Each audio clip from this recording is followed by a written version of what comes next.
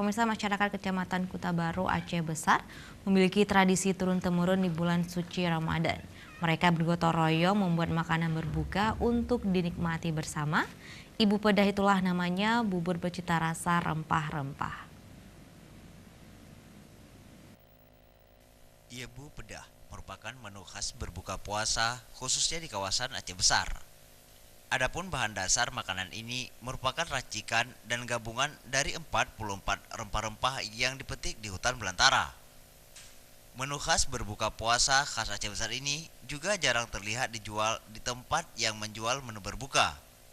Karena makanan ini hanya disediakan di munasah atau masjid-masjid di kampung-kampung.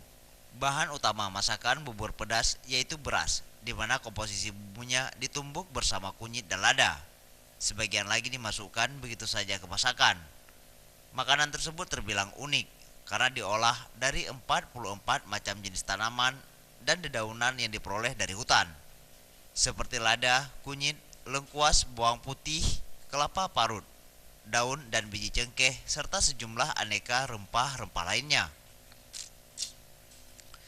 Hingga saat ini, Ibu Pedah merupakan takjil khas berbuka yang masih disediakan di sejumlah munasah atau masjid di Banda Aceh dan Aceh Besar, yang kemudian dibagi-bagikan secara gratis untuk menu berbuka puasa kepada masyarakat setempat. Tim Liputan, Aceh TV.